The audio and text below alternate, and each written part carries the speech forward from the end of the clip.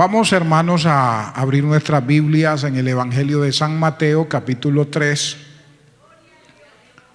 verso 7 al verso 12. San Mateo, capítulo 3, verso 7 al verso 12. Vive Cristo para siempre. Podemos ir alabando al Señor mientras buscamos con nuestras manos la cita bíblica. Dice la palabra para bendición de nuestras vidas. Al ver él que muchos de los fariseos y de los saduceos venían a su bautismo, les decía: generación de víbora, ¿quién os enseñó a huir de la ira venidera?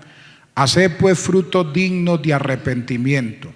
Y no penséis decir dentro de vosotros mismos: a Abraham tenemos por padre.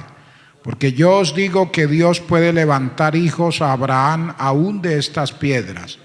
Y ya también el hacha está puesta a la raíz de los árboles. Por tanto, todo árbol que no da buen fruto es cortado y echado en el fuego. Yo a la verdad os bautizo en agua para arrepentimiento, pero el que viene tras mí, cuyo calzado yo no soy digno de llevar, es más poderoso que yo. Él os bautizará en Espíritu Santo y fuego. Su aventador está en su mano y limpiará su era y recogerá su trigo en el granero y quemará la paja en el fuego que nunca se apagará. Amén. Gracias, Señor, por tu misericordia y por concederme una vez más el privilegio, el honor, la bendición de poder estar delante de tu pueblo en esta hora, de los hermanos y amigos que siguen la transmisión también de nuestro servicio en esta hora. Que tú bendigas su vida de manera especial, que uses tu palabra como siempre lo haces para bendecir nuestras vidas, para amonestarnos, para orientarnos y para hablarnos a través de la misma. En Cristo Jesús, muchas gracias. Amén. Gloria al Señor. Siéntese, hermano, por favor. Gloria al Señor. El Señor es bueno, su misericordia es para siempre. Vamos a titular la predicación de esta hora: frutos dignos de arrepentimiento. Frutos dignos de arrepentimiento. Habían transcurrido aproximadamente unos 400 años desde el último libro del Antiguo Testamento y el primero del Nuevo Testamento. Bendito sea el Señor. Entre esas dos columnas, la última del Antiguo Testamento, Malaquías, y el primero del Nuevo Testamento, habían transcurrido aproximadamente 400 años. Ese periodo se le conoce como periodo intertestamentario y se le conoce también como el túnel del silencio, porque no había un mensaje de parte de Dios para su pueblo, no había un profeta de Dios como lo acostumbramos a encontrarlos en el resto de las Sagradas Escrituras, en especial en el Antiguo Testamento. Y en ese periodo de 400 años ocurrieron muchísimas cosas. Hay una historia muy rica, hermanos, de todos los acontecimientos que sucedieron en medio del pueblo de Dios en esos transcursos. Entre Malaquías y Mateo hay una riqueza de historia que es importante estudiarla. Bendito sea el Señor. Pero luego encontramos aquí del capítulo 2, los acontecimientos que se narran del capítulo 2, y luego vemos el capítulo 3. Entre el final del capítulo 3 y el comienzo final del capítulo 2 y el comienzo del capítulo 3 transcurren aproximadamente 30 años también.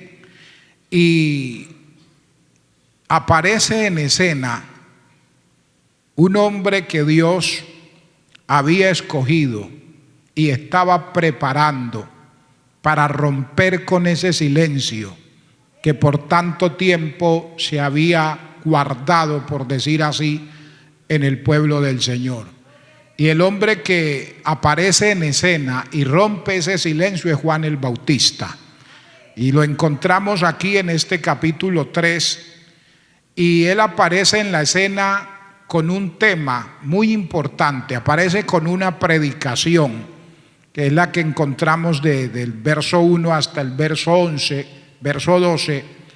Y aparece en escena con su predicación, y el tema central de la predicación que Juan el Bautista da aquí es: el reino de los cielos se ha acercado.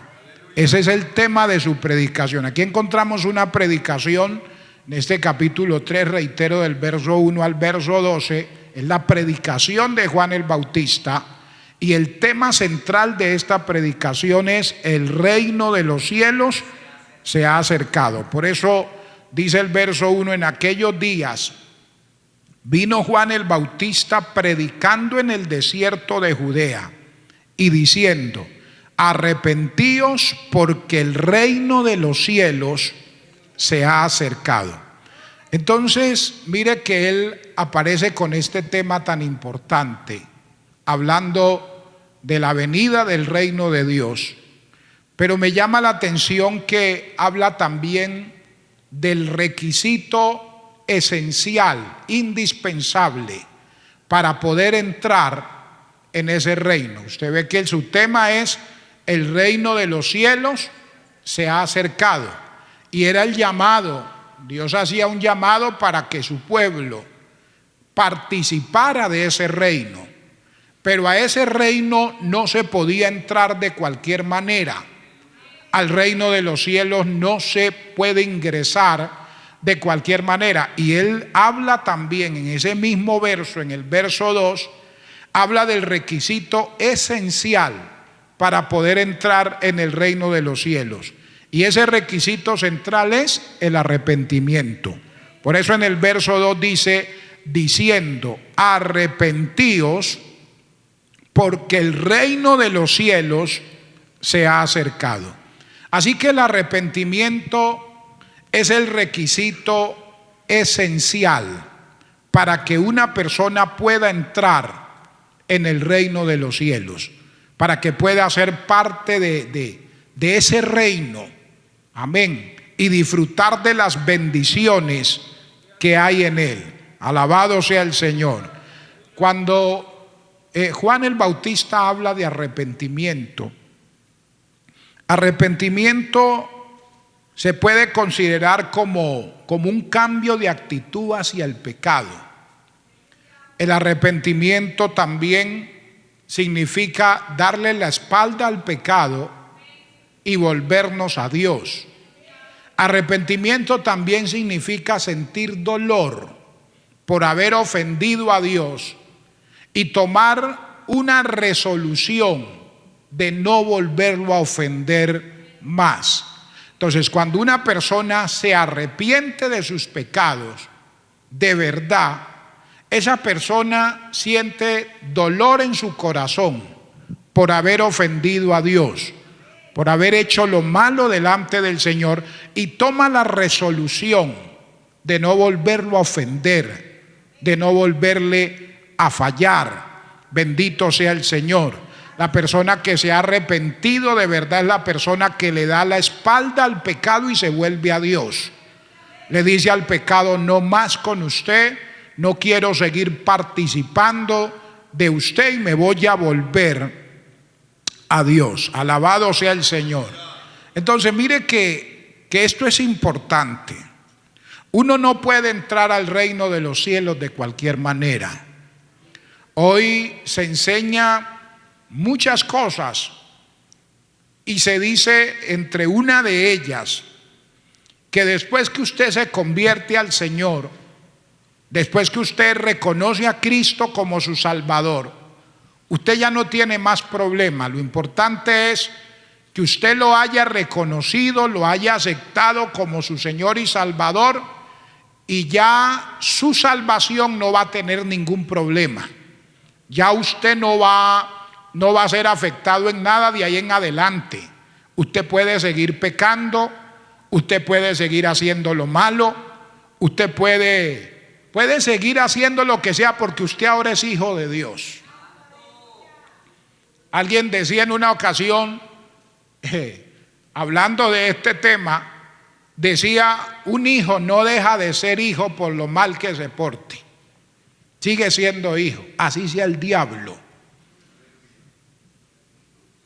Sí, sigue siendo hijo, así sea el diablo. Entonces, si una persona viene a Cristo y lo recibe como su Señor y Salvador y pasa a ser a la familia de Dios, es hijo de Dios. Y ya eso no se lo va a quitar absolutamente nadie.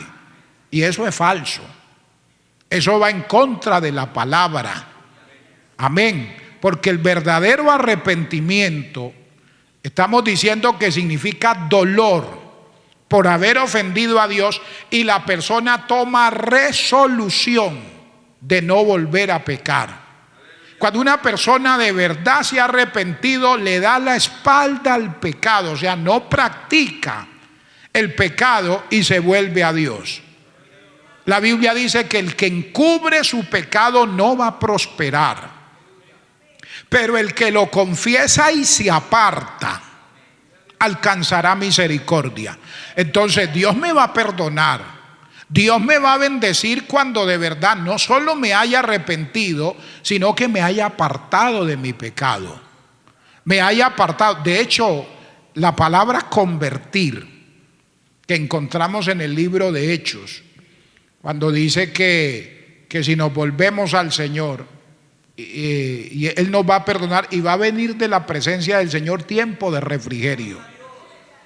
Pero habla de arrepentimiento y habla de conversión. Así que arrepentíos y convertíos para que sean borrados vuestros pecados y venga de la presencia del Señor tiempo de refrigerio. Esa palabra convertir en ese texto habla de hacer algo nuevo, habla de cambiar una cosa por otra. Por eso en la segunda carta a los Corintios 5:17 dice que la persona que de verdad se convierte al Señor, esa persona nace de nuevo. No hay un remiendo en la vida de esa persona. Esa persona nace de nuevo. Dice que es una nueva criatura. De modo que si alguno está en Cristo, nueva, dice. Nueva criatura, las cosas viejas pasaron y aquí todas son hechas nuevas. Y el requisito hoy sigue siendo el mismo. Si una persona quiere entrar al reino de los cielos, tiene que arrepentirse de su pecado y apartarse de su pecado y vivir una vida de santidad. La Biblia dice: perfeccionando la santidad en el temor a Dios.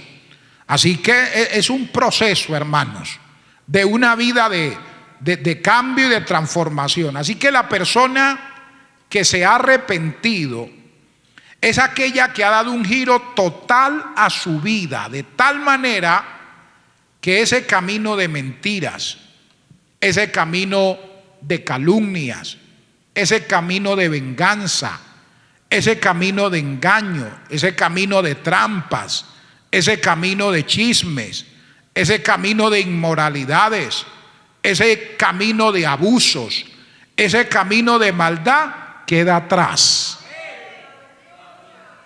Eso es lo que sucede cuando hay un verdadero arrepentimiento. Cuando hay un genuino arrepentimiento, hay un giro total en la vida de la persona. Y se sale de ese camino de maldad y comienza a transitar. O sea, reitero, deja ese camino de mentira, de trampa, de abuso, de inmoralidad, de pecado. La persona se aparta de ese camino, da un giro total y agarra otro camino. Un camino totalmente diferente. Una senda que ahora lo lleva a Dios y a la obediencia a su palabra. Bendito sea el nombre maravilloso del Señor. Hermano, cuando Dios llega al corazón de una persona, hermano, esa persona cambia. O sea, Dios no juega con las personas. Si uno de verdad le abre el corazón al Señor, hermano, el Señor entra en el corazón de la persona y la vida de esa persona no sigue siendo la misma. Con errores, con defectos, como es normal en todos nosotros. Pero esa raíz, esa simiente, por decirlo así, que lo llevaba a una vida pecaminosa, hermano, eso queda atrás. Y esa persona comienza a vivir una vida diferente y todo cambia en esas personas. Mire, sus motivos comienzan a ser diferentes. Su manera de pensar comienza a ser diferente. Su manera de actuar comienza a ser diferente. O sea, hay un cambio total en la persona. Hay un cambio total en la vida de la persona si Cristo ha entrado en su corazón. Entonces, el mensaje central de la predicación de Juan era: el reino de los cielos se ha acercado, y el requisito para entrar a ese reino era el arrepentimiento. Ahora, en segundo lugar, en su predicación, Juan el Bautista habla de dos señales externas que acompañan el verdadero arrepentimiento. O sea, el tema central. Y ahora dice del requisito para entrar, que es el arrepentimiento, y habla de dos señales externas que acompañan el verdadero arrepentimiento. La primera la encontramos en el verso 6. Dice: y eran bautizados por él en el Jordán, confesando sus pecados.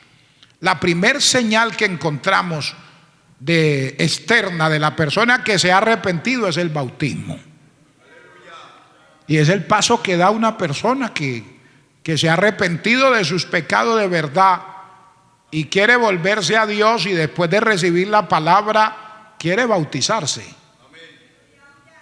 O sea, si uno se ha arrepentido y quiere buscar de verdad a Dios, el paso que da es para el bautismo.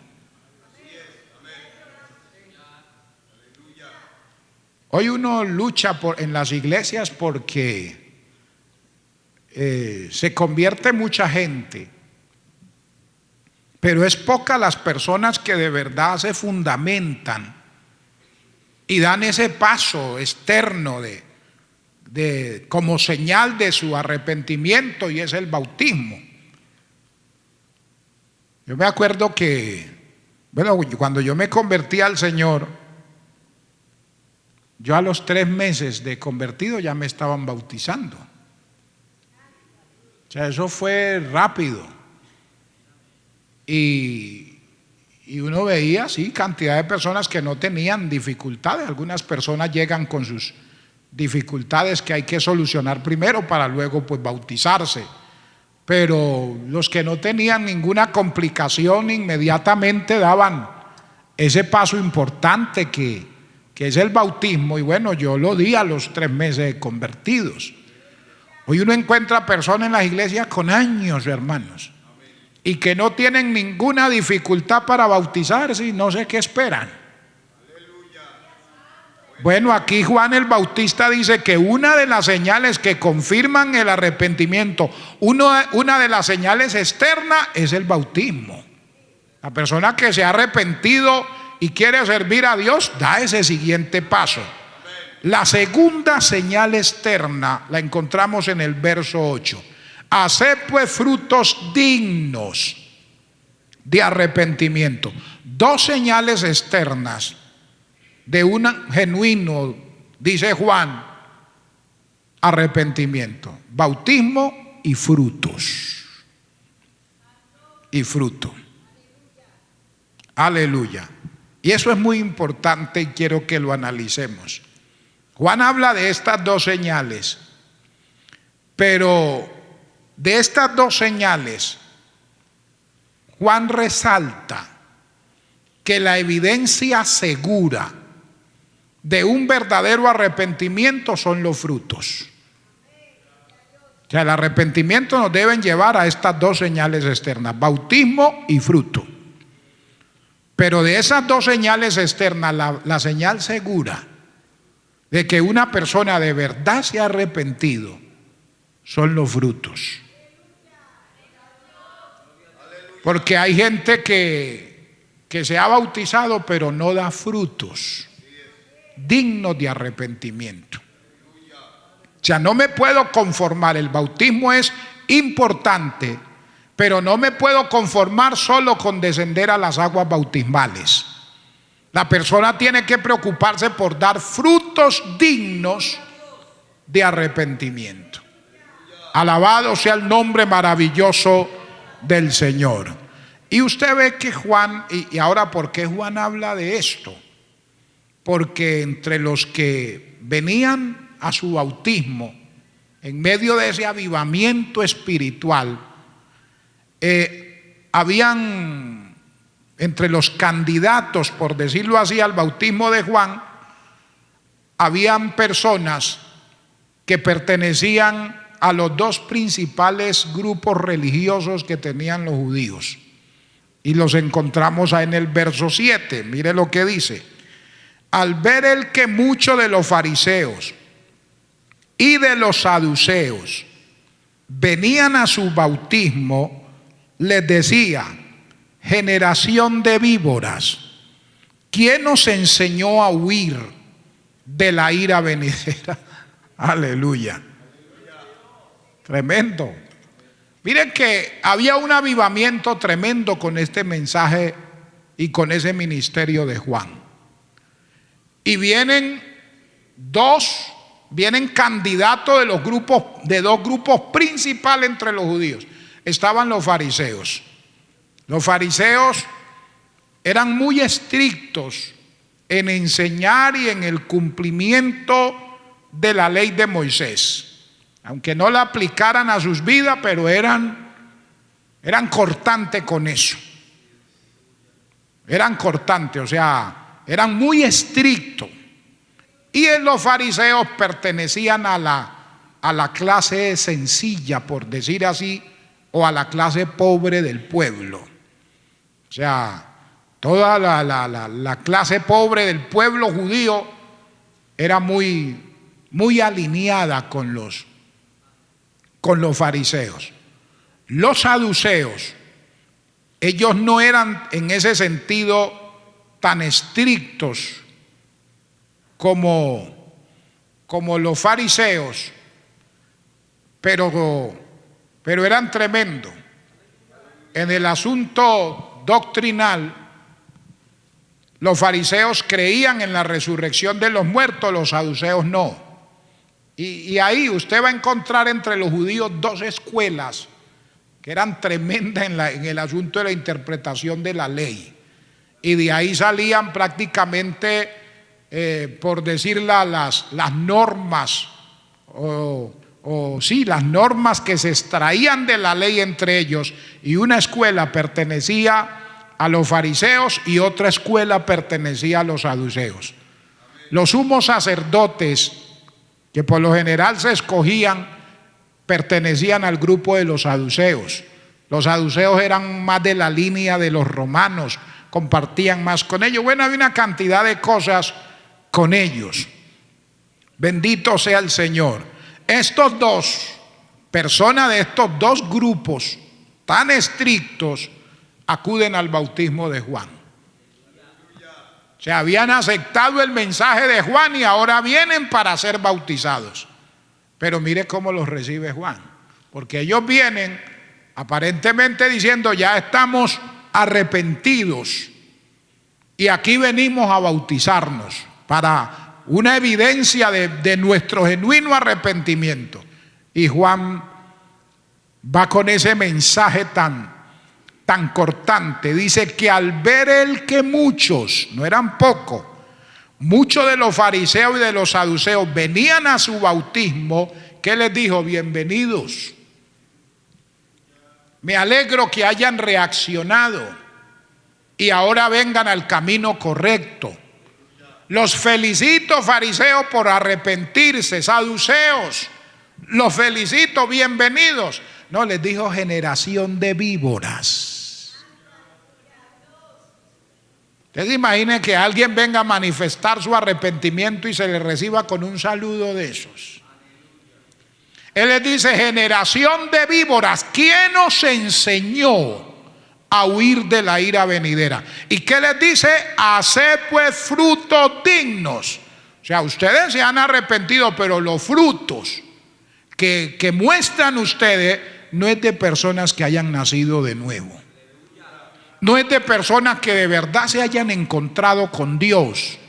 No es de personas que de verdad hayan tenido un encuentro con el Señor. La persona que de verdad ha tenido un encuentro con el Señor cambia, hermanos. ¿Y por qué les dice generación de víboras?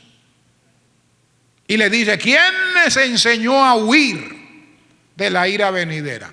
Los que hemos tenido la oportunidad de estar en el campo y que nos hemos encontrado en muchas ocasiones con víboras, con todos estos animales. Por ejemplo, si usted allá acostumbraban, bueno, ahora con el clima que es tan variable, pero antes el clima era como un relojito. En tal tiempo tumbaban montañas y decían, vamos a dejarla secar porque hay unos 15, 20 días. Era una precisión tremenda. Y luego quemamos, y después que se quema, entonces vamos a sembrar porque luego viene una pequeña llovizna, un veranillo, como le llamaban ellos, y bueno, una cantidad de cosas. Y todo era preciso. Entonces, si usted tumbaba toda esa maleza, hermano, debajo de esa maleza que estaba ya tumbada, se almacenaba cualquier cantidad de animales. Cuando usted quemaba la montaña que había tumbado, usted encontraba tortugas, encontraba culebras quemadas, usted encontraba una cantidad de animalitos que no alcanzaron a escapar del fuego. Juan les está diciendo, imagínense una montaña de esa, que usted le prende fuego y cuando eso agarra fuego, hermano, eso da gusto ver cómo arden esa montaña. Claro, a los que estos animales, serpiente, lo que sea, sienten el fuego, todos a huir. La pregunta es, si es una culebra venenosa, ella huye del fuego, huye de la maleza que se está quemando. Y cuando logra salir ya de la maleza que se está quemando, ¿usted cree que esa culebra, después de esa experiencia tan tremenda que casi se quema, esa culebra reacciona? Después que sale de ahí, se hace por ahí en un rinconcito y dice, hombre, casi me quemo. Casi quedo como un chicharrón ahí, rostizada en medio de esa maleza. No, yo voy a cambiar. A partir de hoy no voy a ser más venenosa. A partir de hoy prometo no morder más a nadie. A partir de hoy prometo no hacerle daño a nadie porque vea, me escapé de pura misericordia. ¿Será que la culebra dice eso? O la culebra que es venenosa deja de ser venenosa por haberse escapado de un peligro, por haberse escapado del fuego. No, eso es lo que Juan les está diciendo. Ustedes son malos por naturaleza, les estaba diciendo. Ustedes están escapando del fuego, pero no dejan de ser malos. Ustedes no se han arrepentido de verdad. Una culebra de esa sale de ese fuego, hermano, ojalá no se le acerque nadie, porque ese animal después que sale de ahí, hermano, va que le tira muela hasta la sombra de ella. Sí, se escapan de esa y quedan ahí, hermano, que lo primero que pase por ahí lo muerden. Le inyectan el veneno que tienen. Y eso es lo que Juan les está diciendo. ¿Quién os enseñó a huir de la ira venidera? Les está diciendo, ustedes están huyendo de la ira venidera, están huyendo del juicio, pero no dejan la maldad, no dejan el pecado. Bendito sea el nombre maravilloso del Señor.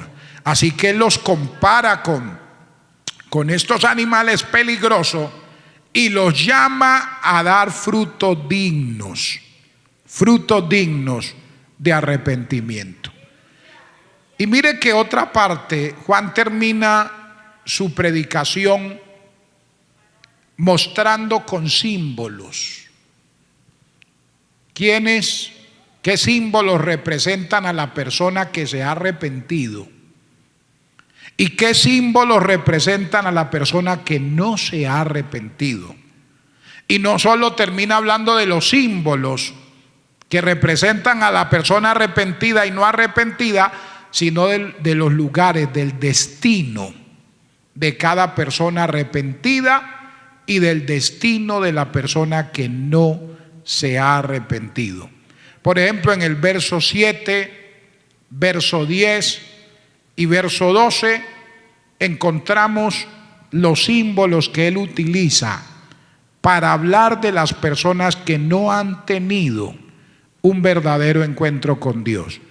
En el verso 7 habla de víboras. Al ver que muchos de los fariseos y de los saduceos venían a su bautismo, le decía generación de víboras. O sea, para referirse a una persona que no se ha arrepentido. Verso 10 encontramos otro símbolo, otra imagen de la persona que no se ha arrepentido. Y ya también el hacha está puesta a la raíz de todo árbol, de los árboles. Por tanto, todo árbol que no da buen fruto es cortado y echado en el fuego. Entonces, en el verso 7 usa el símbolo de las víboras. En el verso 10 habla de árboles sin frutos, para referirse a la persona que no se ha arrepentido. Y en el verso 12 utiliza otro símbolo para hablar de la persona que no se ha arrepentido. Dice: su aventador está en su mano y limpiará su era y recogerá su trigo en el granero y quemará la paja en el fuego que nunca se apagará. Entonces, los símbolos que usa en su predicación para hablar de la persona no arrepentida: víboras, árboles sin frutos y paja. Bendito sea el Señor.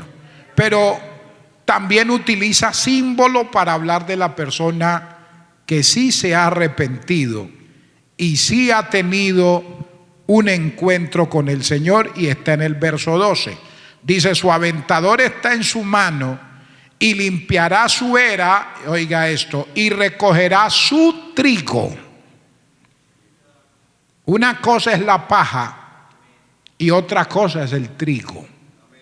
Usted bota y quema la paja, pero no bota y quema el trigo. El trigo se conserva, la paja se bota, se quema. Bendito sea el nombre maravilloso del Señor. Ahora, ¿cuál es el destino de la persona que no se ha arrepentido? Porque también lo habla. O sea, este mensaje de Juan es un mensaje completo. Es un mensaje completo. ¿Cuál es el destino del hombre del hombre arrepentido?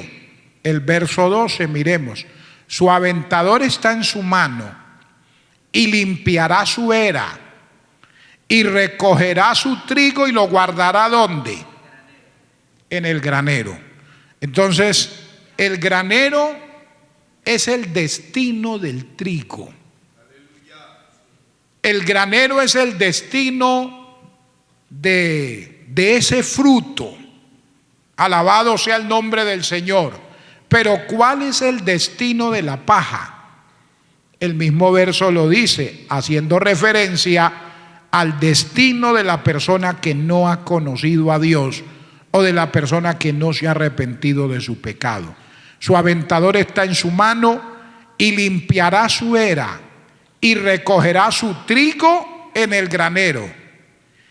Y la paja, que representa a la persona no arrepentida, ¿qué pasará con la paja? La quemará en el fuego. Y el asunto de este fuego es que nunca se apaga. Entonces, el granero está hablando del cielo para la persona que se ha arrepentido de su pecado. La persona que se ha arrepentido de su pecado, el destino de esa persona es el cielo. El destino de esa persona es ese lugar que el Señor tiene preparado para él. Pero el destino de la persona que no se ha arrepentido de su pecado es el fuego eterno. Es el fuego, dice la Biblia, que nunca se apagará. Entonces, amados hermanos, el mensaje de Juan es: el reino de los cielos se ha acercado. Y es indispensable que el hombre y la mujer se arrepienta de sus pecados y se aparte de él y dé frutos dignos de arrepentimiento para poder entrar a la patria celestial. Usted y yo somos trigo. Usted y yo somos trigo del Señor. Y el Señor ha preparado un lugar para nosotros. Por eso, amados hermanos, debemos cada día esforzarnos por dar frutos dignos de arrepentimiento. Amigo, usted que no le ha entregado su corazón a Jesús, el destino de la persona que no ha conocido a Cristo es el fuego eterno. Pero usted puede escapar de esa condenación eterna si hoy recibe a Jesús como su Señor, como su Salvador, y se esfuerza con la ayuda de Dios para dar frutos dignos de arrepentimiento. Que Dios nos ayude, amados hermanos, y que siempre nos preocupemos por dar frutos que honren y glorifiquen al Señor. Vamos a estar de pie, por favor.